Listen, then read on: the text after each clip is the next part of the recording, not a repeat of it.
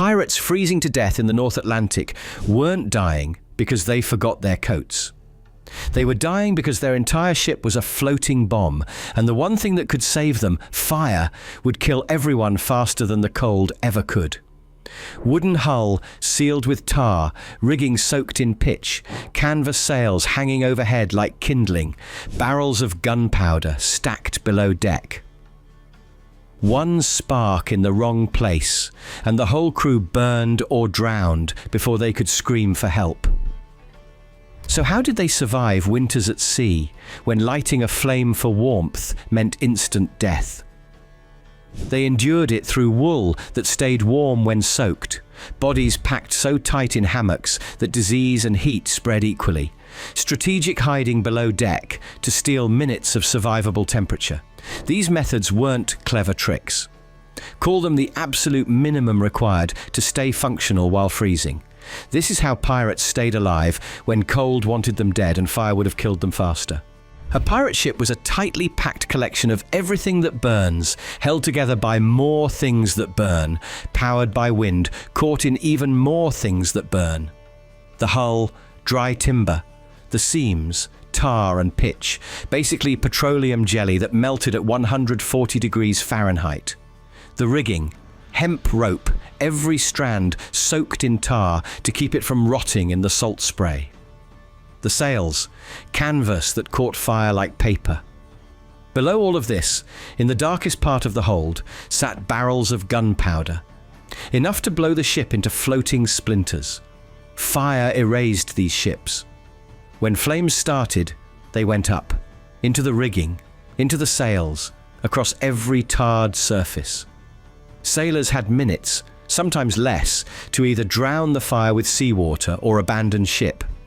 Most of the time they abandoned, because once the sails caught, burning canvas rained down on the deck.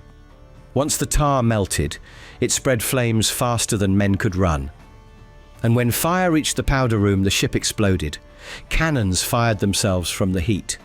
Men dove into the ocean and drowned because burning was worse.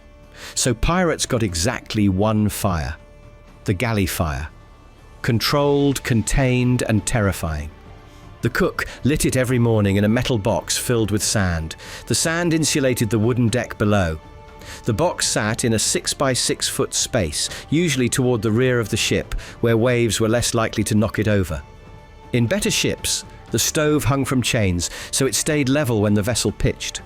The floor around it was lined with tin sheets to catch sparks. This fire cooked food for 100 men.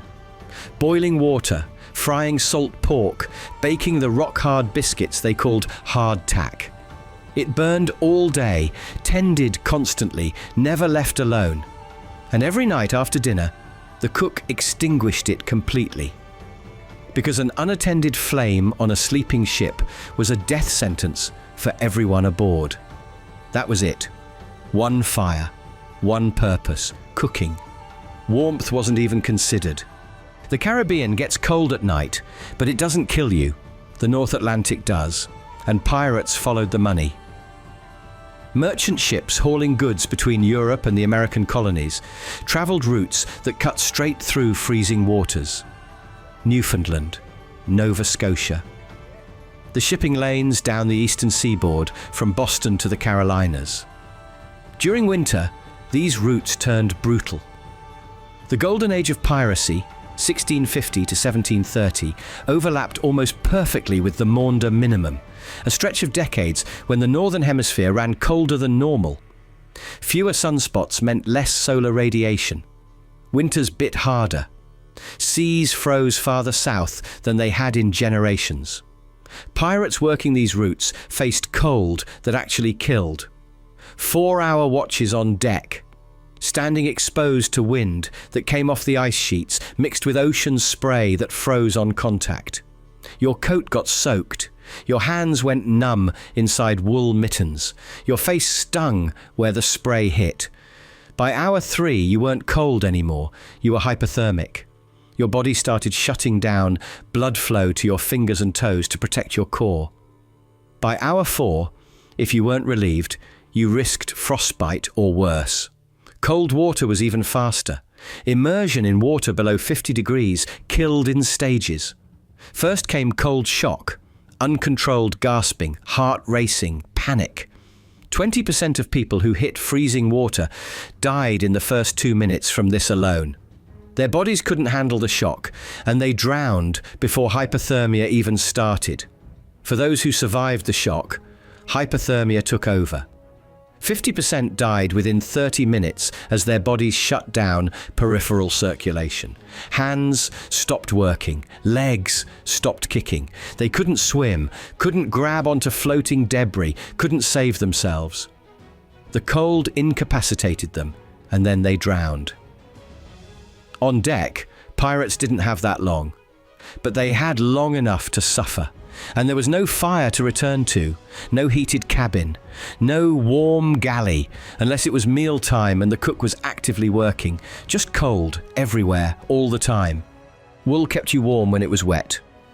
That single property made it everything. Linen soaked through and stayed cold against your skin. Early cotton, expensive, hard to get, did the same. Leather kept out wind but had no insulation. Wool trapped air in its fibers, even after it got drenched in seawater. Wet wool was heavy, uncomfortable, restrictive, and it still worked. So pirates wore wool, layers of it. Undergarments first, wool shirts and drawers that sat directly against skin. These got soaked with sweat and spray and didn't dry for days, but they held heat. Over that, kersey cloth coats. Kersey was a thick, coarse wool fabric that blocked water and wind better than most other materials available. A kersey coat could take a wave over the side and keep your core temperature stable for the rest of the watch. In extreme cold, sailors added a rug coat, a heavy overcoat made from the thickest wool available, almost like a blanket you could wear. These things weighed 10 pounds when dry, double that when wet. They limited arm movement. Climbing rigging in a rug coat was dangerous because the weight and restriction made it easy to slip. But on deck, standing watch in North Atlantic wind, a rug coat was the difference between surviving the shift and collapsing from hypothermia. Headgear mattered more than people think.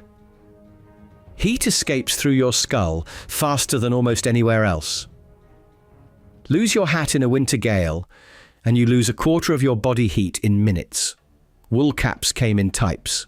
Monmouth caps, tight-fitting, simple, covered the ears. Montero caps, slightly larger, with a small brim and sides that folded down to cover your ears and neck when the wind picked up. Thrum caps, the strangest and most effective. Made from woven canvas with wool thrums, short, shaggy tufts, pushed through the weave to create a thick, fuzzy exterior. They looked ridiculous. They also didn't blow off in gales, shed water, and kept your head warm enough to think clearly during a watch. Some sailors tarred their canvas hats to make them more waterproof. Most of the tar on sailors' clothing came from working the ship, touching tarred rigging, leaning against tarred masts, handling tarred canvas. Accidental, unavoidable contact from living on a wooden ship held together with petroleum. Wool itched. It stank after a few days. It got heavier the wetter it got, until your coat felt like you were wearing a soaked carpet. It restricted movement enough that sailors working the rigging sometimes stripped down to lighter layers, even in freezing weather, because they needed the mobility more than the warmth. But wool kept you alive. And on a ship where fire was forbidden, alive was the goal. Below deck, the heating system was human. Sailors slept in canvas hammocks, strung from the beams, packed so tightly that each man had 14 to 16 inches of space. Not 14 inches of empty space around them, 14 inches total, edge of hammock to edge of hammock. Petty officers got 28 inches, which was still closer than most people today sleep to their partners. 100 men crammed into a low-ceilinged, timber-enclosed space generated serious heat. Body heat doesn't dissipate in still air, it accumulates. Each person puts out roughly 100 watts of heat just by existing. 100 men in a confined space created 10,000 watts of passive heating. The timber hull trapped it. The lack of ventilation, small hatches, few windows, kept it from escaping. Below deck could be 10 degrees Celsius warmer than the exposed deck above. That's 18 degrees Fahrenheit. The difference between functional and hypothermic. The hammocks themselves helped. Canvas wrapped around the sleeper like a cocoon, creating a barrier against drafts. The sides came up and enclosed you, trapping your own body heat in the small space inside the hammock. Sailors also got a thin mattress, more like a padded mat, that went inside the hammock to insulate from below, because canvas alone would let cold air pass through. The crowding that kept them warm also spread disease. Typhus, dysentery, tuberculosis, anything contagious moved through the crew like a wave. You couldn't isolate a sick man when everyone slept within arm's reach of everyone else. Coughing, sweating, bleeding, it all happened in a shared space with shared air. Disease took days to kill you. Cold could kill you in hours. When a sailor came off watch, frozen and soaked, he descended below deck into warmth that felt almost tropical by comparison. Still cold enough that you'd want a coat in modern terms, but warm enough that your body stopped shivering. Your hands started working again. Your core temperature stabilized. You stayed there as long as you could, slept if it was your rest period, sat if you had time before your next watch. The longer you stayed below, the more your body recovered from the exposure above. Then your watch came up again and you climbed back into the cold. Ships had thermal zones. Sailors learned them fast. Warmest, below deck, in the hammock area, surrounded by other bodies. 10 degrees warmer than outside. Survivable for hours. Transition. The ladder and hatch area. Still enclosed, but closer to the opening. Wind came down the hatch when it was open. Temperature dropped 5 degrees from the sleeping area. You felt the cold coming. Exposed, open deck. Full wind, full spray, no shelter. This was where the work happened. This was where you froze. Worst, up in the rigging, working the sails. Higher meant more wind. Height amplified everything. Spray hit harder, wind cut deeper. Your hands had to stay functional enough to tie knots, adjust lines, reef sails in a gale. 40 feet up, in winter, in a storm. Sailors fell from the rigging because their hands stopped working and they couldn't hold on anymore. Pirates learned to minimize time in the killing zones. 4-hour watches were the maximum safe exposure. Beyond that, and men started making mistakes. Hypothermia affects your brain before it stops your heart. You get confused. You move slower. You misjudge distances. You fall, so watches rotated. 4 hours on deck, exposed. 4 hours below, recovering. Then back up. Between watches, sailors stayed below as much as possible. Only came up when called. Minimized movement on deck. Did the job and got back down the hatch.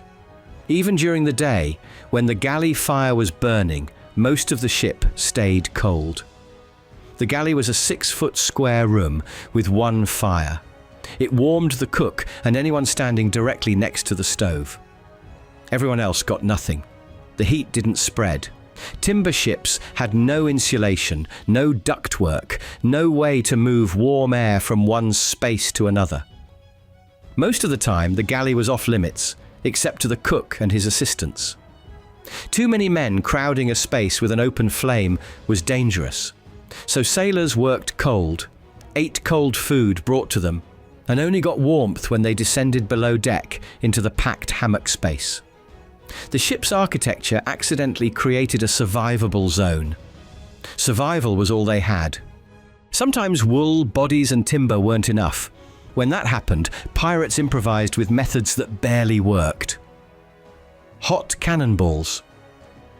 In the cabin or sick bay, never on the open deck, sailors would heat a cannonball in the galley fire until it glowed, then carry it carefully in a metal bucket half filled with sand. The sand insulated the bucket from the wooden floor. The ball radiated heat for maybe an hour before it cooled. This was only done for officers or the seriously ill. The risk of a hot iron ball rolling loose and setting the ship on fire was too high to use casually. Hot rocks worked similarly. Smaller stones heated in the galley fire, wrapped in cloth, placed in a hammock or bedding. They gave off warmth for 30 minutes, maybe an hour. Sailors used them on the coldest nights when even the packed hammock space wasn't enough. Small animals. Dogs, cats, chickens. Pirates kept them for practical reasons. Dogs guarded, cats killed rats, chickens laid eggs, but the animals also generated body heat. A dog sleeping at your feet in a hammock added warmth. Not much, but enough to notice. Sailors tolerated the fleas and the mess because the heat was real. In storm conditions, even the galley fire went out. Rough seas made it too dangerous to keep burning. Waves came over the side. The ship pitched at angles that could tip the stove. One spill, and the whole ship burned. When the galley fire was extinguished, there was no hot food, no hot water for tea or coffee, no way to warm yourself even briefly. Sailors ate cold salt pork and hardtack for days until the weather calmed enough to relight the fire safely. Cold salted beef, raw. Biscuits so hard they had to be soaked in water to chew. That was the diet until the storm passed. These edge case methods showed how marginal the main survival strategies actually were. Wool, bodies and timber kept you functional, barely. When conditions got worse, real winter storms, extended cold, long stretches without the galley fire, sailors had almost nothing left. Some died. Hypothermia, frostbite that turned to infection, pneumonia from prolonged cold exposure. The historical record doesn't track these deaths well because exposure wasn't considered a specific cause. Men just disappeared, marked as lost to the sea. People in the 1700s lived colder lives than modern humans can comprehend. Indoor room temperature, in a house with a fire burning, was around 16 degrees Celsius. That's 61 degrees Fahrenheit. Modern thermostats are set to 21 Celsius, 70 Fahrenheit. The difference doesn't sound huge until you live in it. Homes had one fire, maybe two. Bedrooms were unheated. People wore coats indoors, slept under piles of blankets heavy enough to restrict movement, woke up to ice on the inside of windows. This was normal. Sailors, pirates, anyone who lived on ships, they came from this baseline. Cold was already part of existing before they ever set foot on a vessel. Bodies do adapt to sustained cold exposure. Not permanently, not magically, but over days and weeks, your metabolism shifts. You shiver less, you generate heat more efficiently, your tolerance increases. Research on cold adaptation shows that temperatures unbearable on day 1 become routine by day 10. Your body stops reacting to the cold as an emergency and starts treating it as the default state. That said, cold still hurt. Adaptation meant they learned to function while suffering. A sailor standing watch in hour 3 of a 4-hour shift, hands numb, face stinging from spray, body shivering involuntarily. That man wasn't comfortable. He was functional enough to do his job without dying. His body had learned to operate at a level of cold that would incapacitate someone from a modern heated home. But he was still freezing. The line between functional and hypothermic was thin. Men crossed it regularly. Sometimes they came back, sometimes they didn't. Pirates chose this. Naval sailors were pressed into service, kidnapped essentially, and forced onto ships where desertion meant execution. They had no choice. Pirates did. Most pirates were former merchant sailors or ex-navy men who'd seen enough of the hierarchy, the floggings, the shit food, the captains who kept better rations for themselves while the crew ate mouldy biscuits. They looked at that life and decided the brutal cold, the constant danger, the high chance of dying young, all of that was preferable to staying in the system. Piracy offered autonomy, a share of the loot, a vote in major decisions, captains who could be deposed if the crew turned on them. It also offered the same freezing winters, the same 4-hour watches in icy wind, the same wet wool coats and packed hammocks below deck. Naval crews endured identical conditions. Same cold, same lack of heating, same survival strategies. But they did it for king and country, for shit pay, under officers who had legal authority to flog them for minor infractions. Pirates did it for themselves. The cold was the price of freedom, and freedom apparently was worth freezing for. They didn't conquer the cold. They accepted that fire would kill them faster than winter, so they wore wool, slept close, and hid below deck whenever they could. Call it survival at the minimum viable threshold. They stayed warm enough to work. That was the goal. That's what they achieved. And when they died, from hypothermia, from frostbite infections, from pneumonia after weeks of cold exposure, their deaths weren't recorded as casualties of winter. They were just marked as lost at sea, because cold didn't count as an enemy worth naming.